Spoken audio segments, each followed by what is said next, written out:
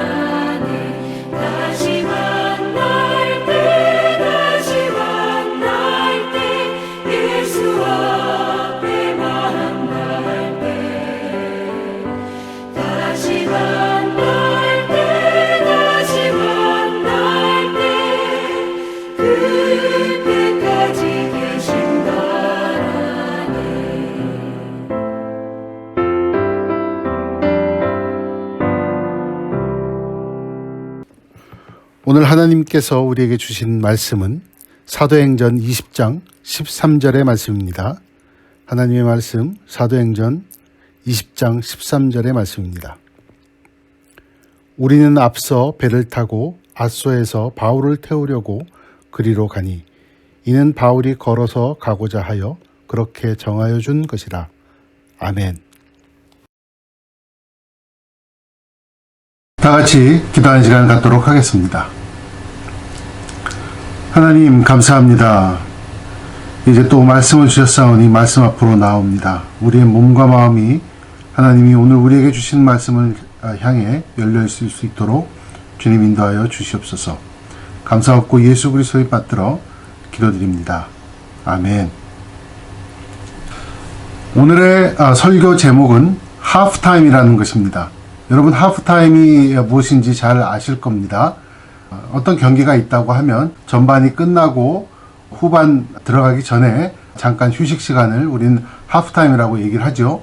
예를 들어 축구를 들어보자면 전반전 경기가 끝나고 또 그리고 휴식 시간을 통해서 체력을 보충하고 또 전반전에 경기를 어떻게 했는지 이렇게 되짚어보고 또한 후반전에 어떻게 임해야 되는지 그런 작전을 세우는 그런 시간이 되겠습니다. 갑자기 웬 축구 얘기냐? 예. 오늘 20장에 보면은, 사도행전 20장에 보면은 사도 바울이 하프타임을 갖는 게 아닌가 하는 생각이 들기 때문에 그렇습니다. 오늘의 본문을 이해하기 위해서는 이 사도 바울이 가졌던 이 하프타임, 이것이 아주 중요한 키가 되고 있습니다. 지난주에 우리가 살펴보았던 사도행전 19장에는 에베소 소동이에 대해서 우리가 알아보았죠. 에베소에는 굉장히 소동이 많았습니다만 그 중에 하나는 우리가 살펴본 그 에베소에 있었던 소동은 가짜 바울이 드디어 등장을 하기 시작했죠. 그래서 주술을 하고 마술을 하고 그래서 그렇게 크게 사기판을 벌이다가 그것이 발각이 되었죠. 예, 그래서 도리어 그 일로 인해서 예수님의 이름이 증거가 되고 또 그 일로 인해서 그 소동으로 인해서 에베소에 사는 사람들 전체가 에베소시 전체가 변화하는 그런 사건이 있었습니다. 그 이후에 이제 이어지는 사도 바울의 3차 여행을 보자면 에베소에서 그리 멀지 않은 드로아로 올라갑니다. 드로아에서 배를 타고 대륙을 건너서 유럽 다륙에 있는 마케도니아에 있는 빌립보로 가죠. 빌립보에서 데살로니가로 또 데살로니가에서 또한 베레아로 거기서 더 남진해서 현재의 그리스인 아테네와 고린도까지 이르는 그런 여정을 이번 3차 여행에도 하였습니다. 그리고 그곳에서 원래 계획은 2차 때와 마찬가지로 3차 여행도 그곳에서 다시 배를 타고 남쪽 에게 지방을 건너서 아시아, 그러니까 지금의 터키 지방으로 이렇게 가려는 계획을 사도 바울은 세웠습니다. 그렇지만 그곳에서도 또한 유대인의 그런 살해 위협도 있었고 또 유대인이 또 이제 방해하는 것도 있었고 해서 또 여정을 다시 틀게 되죠. 다시 북쪽으로 향해서 그 아가야 지방, 그러니까 고린도와 아테네 지방을 떠나서 다시 북쪽으로 가서 마케도니아에 있는 그런 도시들을 돌아보고 다시 빌립보에서 배를 타고 드로아로 다시 이렇게 들어오는 그런 코스로 이렇게 3차 여행을 이렇게 계속해서 진행하게 됩니다. 이 3차 여행의 기간 동안에 보면은 정말 원래 계획하고는 많이 틀려졌죠. 2차 여행과 같은 계획으로 잡았지만 그것이 바로 이 유대인들에게 빌미가 되어서 회방을 더 받게 되고 어려움을 더 겪게 되어서 다시 북쪽으로 가서 드로아로 돌아오는 그런 여행상으로 보자면 원래 계획과는 많이 틀어졌던 계획이 되었습니다. 드로아로 들어오게 되었는데 드로아로 돌아오는 바울의 모습을 보면서 우리 인생의 모습도 우리가 볼 수 있지 않을까 그렇게 생각을 해봅니다. 우리도 이렇게 살다 보면은 계획대로 돌아가는 경우는 사실 거의 없죠. 예. 어떻게 보면 굉장히 쉬운 길인데도 불구하고 돌아가는 경우도 아주 많은 것 같습니다. 바울의 여행도 만만치 않았던 것 같아요. 그래서 문제와 어려움 속에서도 바울은 그 계획을 조정을 하고 또 그 조정된 계획에 잘 적응을 해서 그에게 주어졌던 사명대로 꾸준히 복음을 전파하였습니다.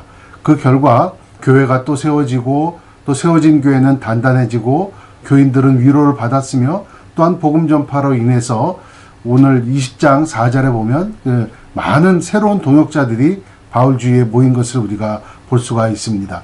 원래 그 바울이 계획했던 것보다 더 좋은 결과를 도출하지 않았는가 우리가 이 본문의 기록을 통해서 볼 수가 있겠습니다. 드로아는요 바울에게 있어서는 대단히 특별한 의미를 가진 그런 도시였죠. 2차 여행 중에서도 성령의 이렇게 인도하심을 받아 원래 바울의 계획은 아시아를 다시 돌아보는, 그러니까 지금의 터키 땅이 되겠죠. 터키 땅을 다시 돌아보는 그런 계획을 가졌는데 성령 하나님께서 그 길을 막으시고 드로아에서 에게를 건너서 유럽 대륙으로 건너가라 이렇게 인도를 하셨고 그곳에서 도착한 곳이 바로 빌립보였죠. 예, 성령의 특별한 인도함을 받았던 곳이 바로 또한 이 드로아라는 도시이기도 하였습니다. 이번 3차 여행에서도 바울에게는 아주 특별한 성령 하나님의 도우심을 받는 일이 있었죠. 예. 이번에는 바울의 설교를 듣던 사람들 중에 유두고란 사람이 있었습니다. 영어로 보자면 유티쿠스 이렇게 돼 있어요.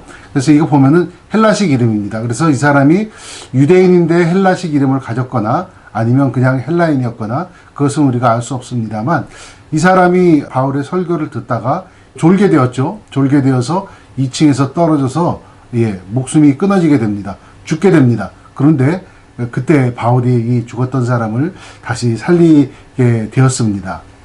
이렇게 이 바울의 사역을 보면은 예수님을 참 닮아가고 있다. 예수님의 사역을 이렇게 닮아가고 있다는 것을 아니면 예수님의 사역을 정확하게 이어받고 있다는 그런 느낌을 받게 합니다.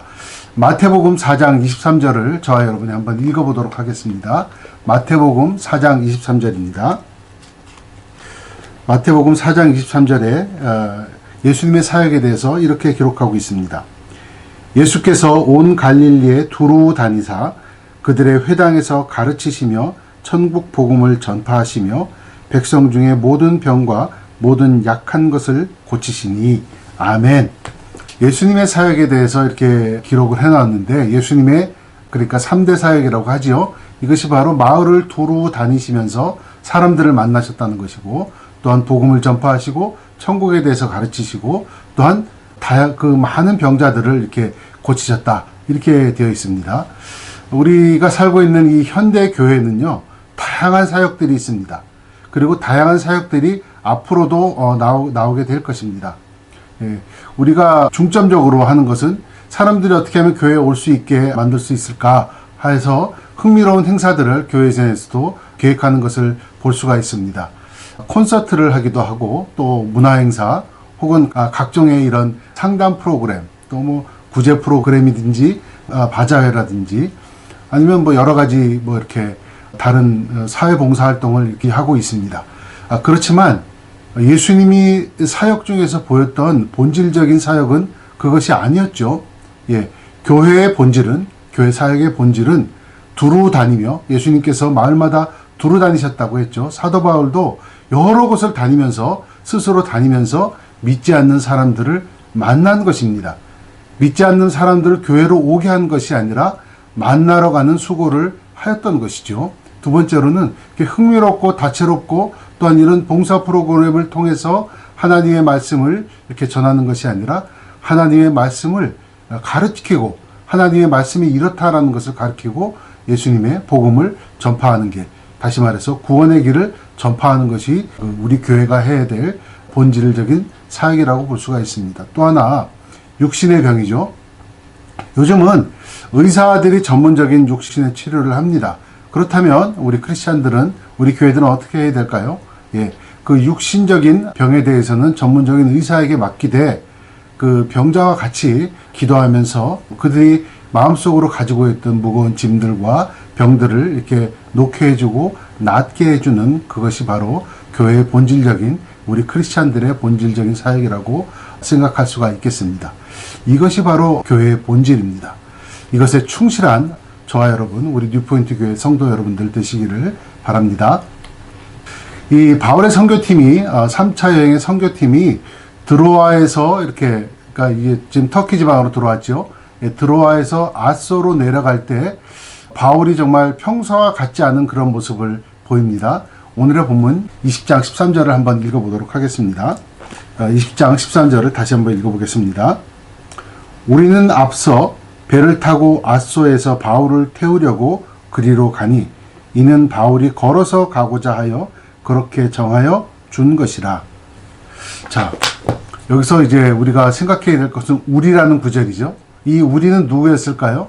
기록자 누가가 있었을 것이고 또 20장 4절에 이 여러 그 동역자들이 있었는데 그 동역자들이었겠죠. 이들은 드로아에서 아소로 갈 때 배를 타고 갔다는 것이죠. 그 반면에 바울은 드로아에서 아소로 걸어서 갔습니다. 혼자. 그것도 바울이 그렇게 해라, 그렇게 하자고 고 해서 그들이 그렇게 했다는 것이죠. 예, 의문이 생깁니다. 일반적으로 배를 타고 이렇게 길을 가는 것이 걸어서 가는 것보다 훨씬 더 쉽습니다. 그렇죠? 또 하나는 직선거리로도 지금 보면 한 40km 정도가 나옵니다. 당시의 도로 사정을 이렇게 보자면 성인 한 명이 이틀 혹은 3일 정도 가야 되는 그런 거리의 길이었습니다.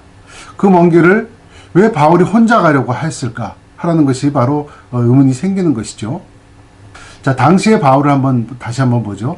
당시의 바울은 2층에서 떨어져 죽은 유두고를 살릴 만큼 영적인 능력이 아주 충만하였습니다. 그리고 그 소문도 사람들이 여러 군데로 퍼지게 되어서 이제 바울이 가는 곳이라면, 바울이 출연하는 곳이라면 여러 명의 사람들이 모였겠지요. 그렇다면 바울은 동역자와 같이 가는 것이 훨씬 더 본인의 사역에 더 쉬웠을 겁니다. 왜냐하면 많은 사람들을 이렇게 정리하고 그러는 도움을 받아야 될 것이 분명했기 때문에 그렇죠. 그럼에도 불구하고 바울은 그 여러 면에 있어서 훨씬 더 불편했던 그 길을 혼자 가려고 하였습니다. 혼자 갔지요. 저의 개인적인 생각은 이렇습니다. 마치 예수님께서 겟세마네 동산에서 제자들을 물리치시고 혼자 기도했던 것처럼 바울도 역시 혼자 그 길을 가면서, 아소로 가는 길을 가면서 주님과 이렇게 독대하는 시간을 갖지 않았을까 하는 것입니다.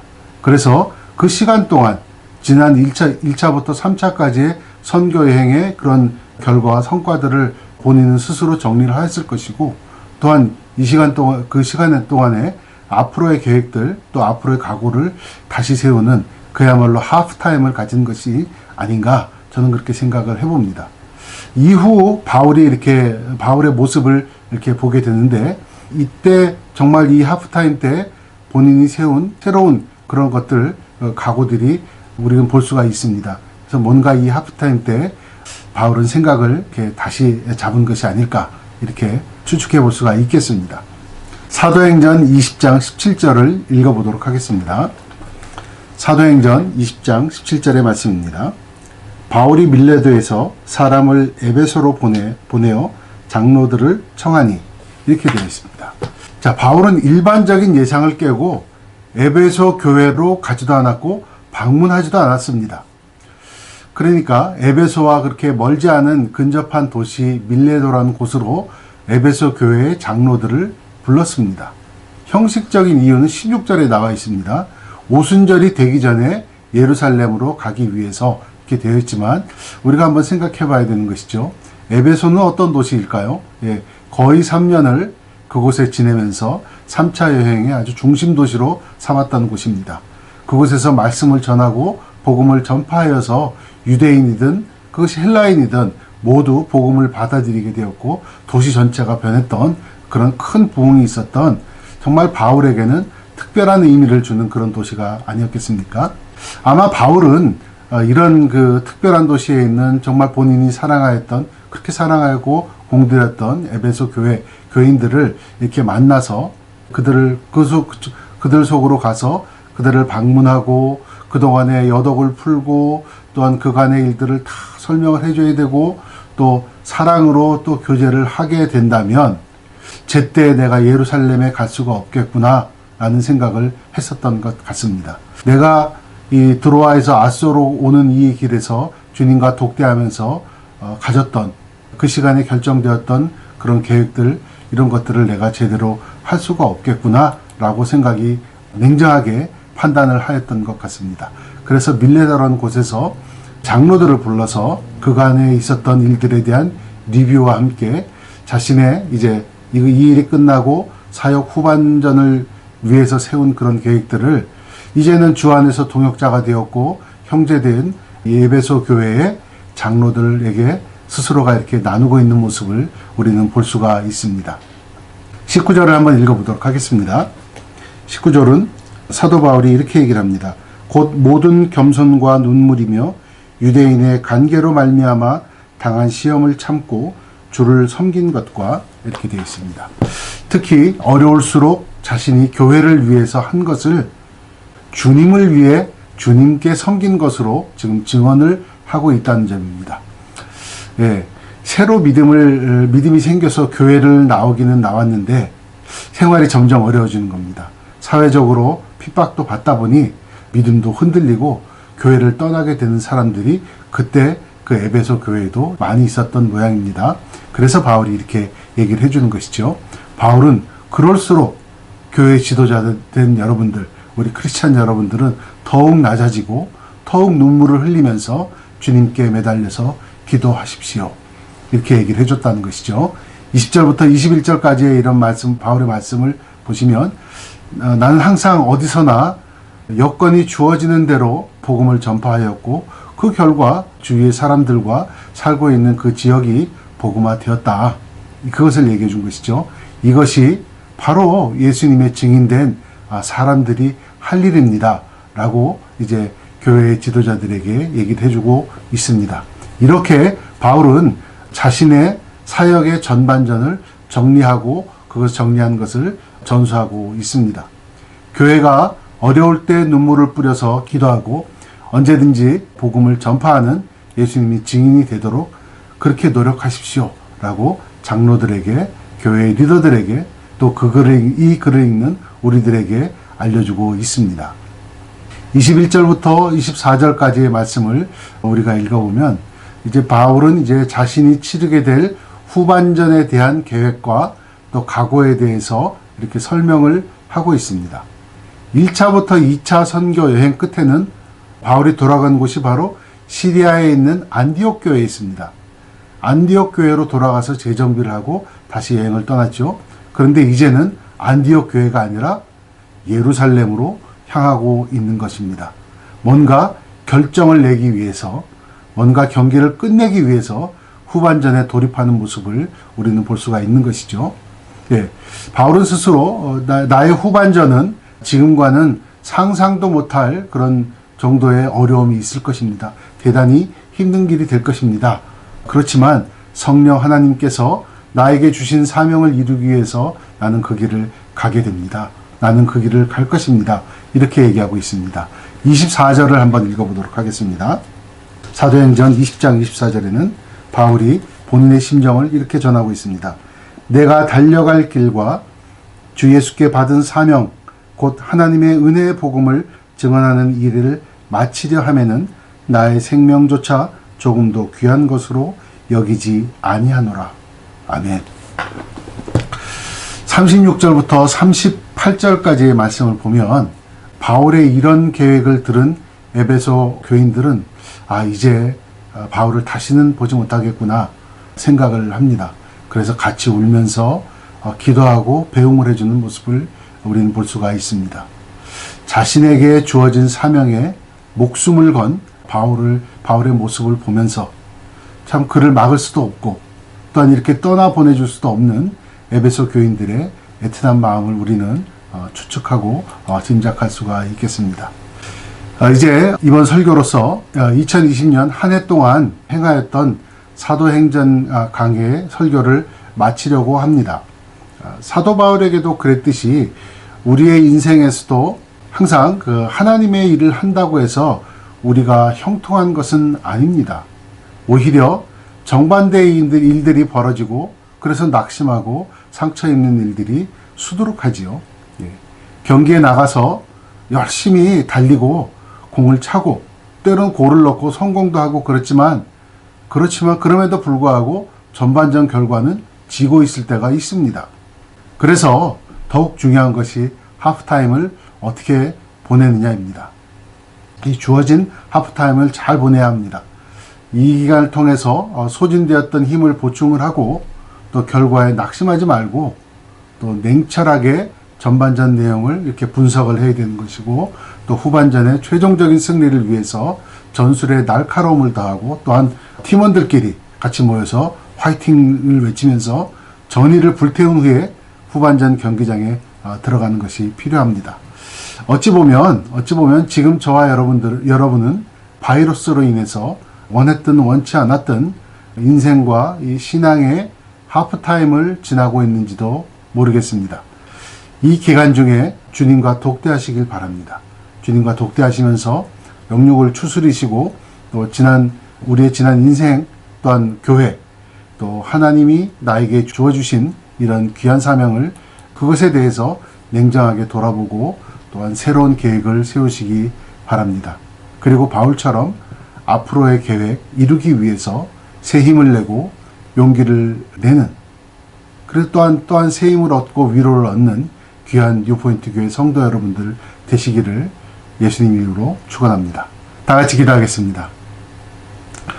하나님 아버지, 우리에게 주어주신 이 소중한 하프타임, 이 귀한 시간을 헛되게 보내지 않도록 주여 인도하여 주시옵소서. 이 시간을 통하여서 지난 시간 나의 생각과 나의 크리스찬됨으로서의 그런 삶을 돌아보게 하시고, 또한 이 기간이 끝나면 또다시 달려나갈 크리스찬의 모습으로 우리를 성화시켜 주시옵소서.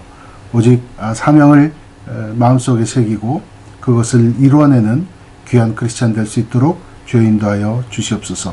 감사하고 예수 그리스도를 받들어 기도드립니다. 아멘. 지금은 우리 주 예수 그리스도의 구원의 은혜와 전능하신 하나님 아버지의 무한지극 영원하신 사랑하심과 성령 하나님 우리 삶 속에 내주하시고 감동감화 섭리하시는 역사가 우리 유포인트 교회 성도들과 저들의 가정과 일터 위에 지금부터